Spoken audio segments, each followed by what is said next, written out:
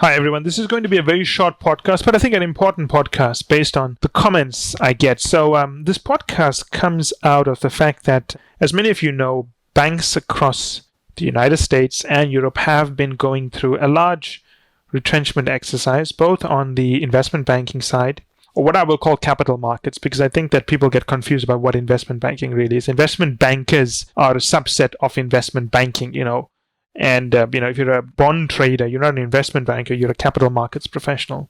So there's a lot of investment bankers and people generally from the finance sector who are, I'm not blaming them, but the point is they are losing their jobs. And, given their backgrounds, their highly quantitative skill sets, a lot of them are pursuing management consulting or trying to pursue management consulting. And a common request I get from all of these bankers is, Michael, tell me which firms do I need to go to become a strategy consultant, not an operations consultant, not a marketing consultant, not a corporate finance strategy consultant, but a strategy consultant. And they say that, their friends told them McKinsey is the best place to go. And this should be an obvious podcast, but I want to state this categorically.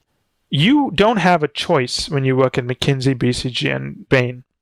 Unless you are specifically joining the corporate finance teams in each of those three firms, and really Bain has quite a tiny team, unless you're joining the BTO, Business Technology Office, or the IT practices in either of these firms, you have no choice. You're going to be a generalist.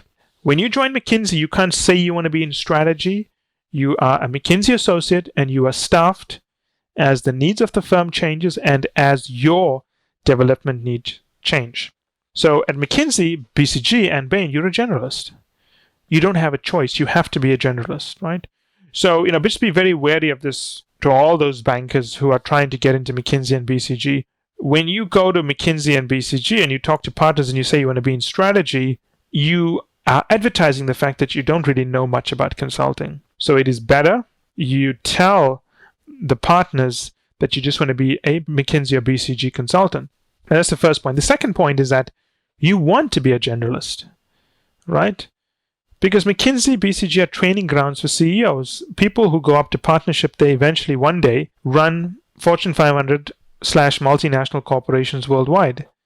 As the CEO of a company, you deal with strategy issues sometimes.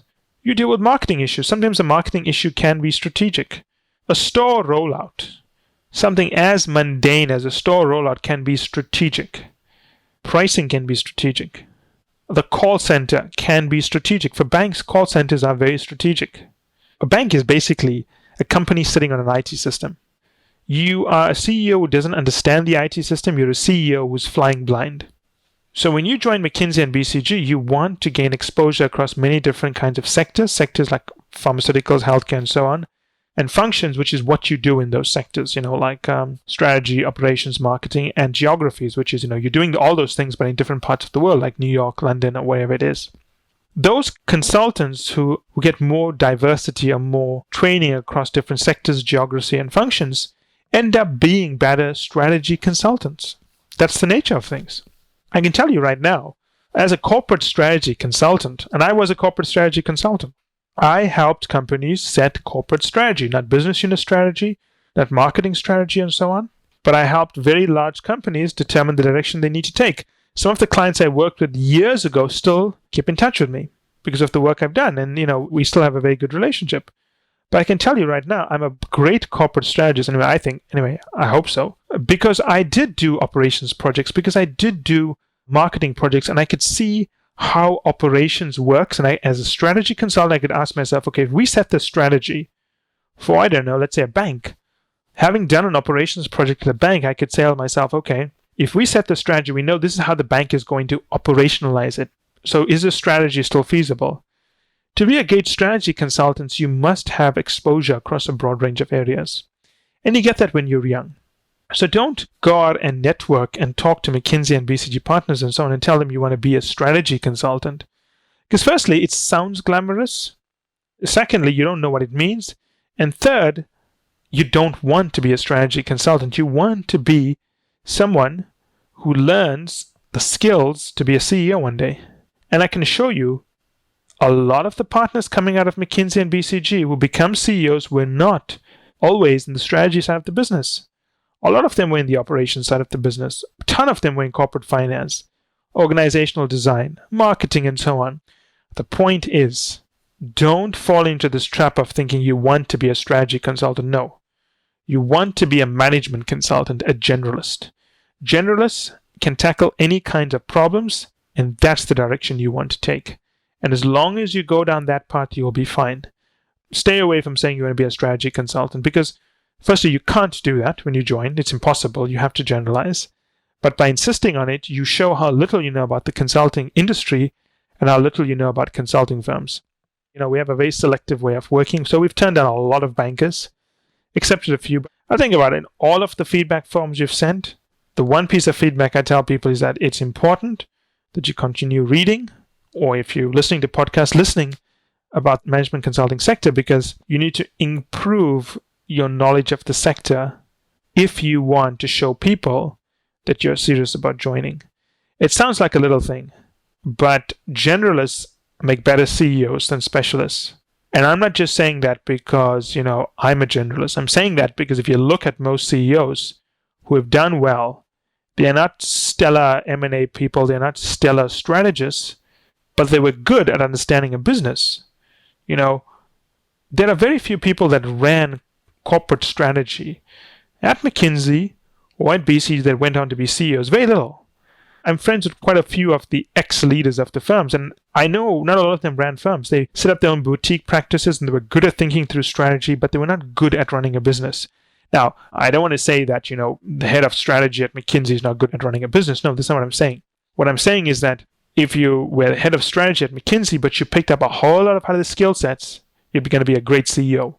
But if you were just someone who came through the ranks of only doing strategy work, you will have to go into corporate and work your way around the business, running different line functions, understand the way the business works, and then become CEO.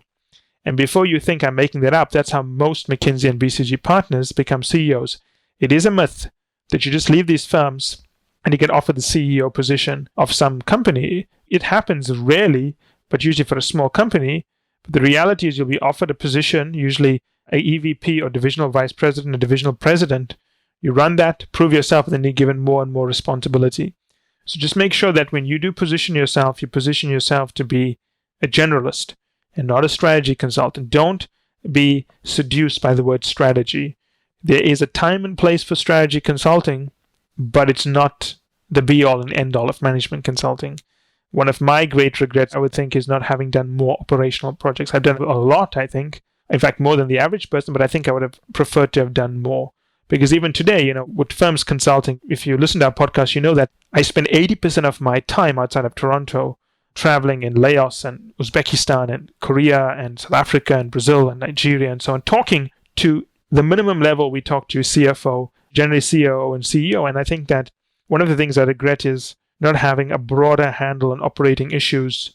Because at the end of the day, strategy is easy to do. And I don't want to belittle strategy. It's not that hard to do. It takes a lot of thinking and creativity, and it's hard work. But once you have the strategy, no matter how much work you've put into it, you've then got to operationalize it.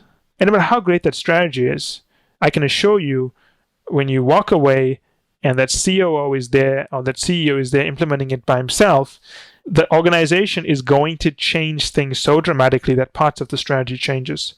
And you've got to create a strategy that is not so specific that a small change in what you recommended disrupts the strategy to the point whereby it is irrelevant. So when you are working in a company, don't belittle the operating experience you are getting. It's very important, but try to think at a more insightful level. If this is the operating experience I'm getting, what does this mean for the company? What are the broad lessons we've learned? How does this impact the strategy? What is the connection between operations and strategy? Does the connection work? Why doesn't it work? How could we improve it? So be a generalist, and it would be better for you.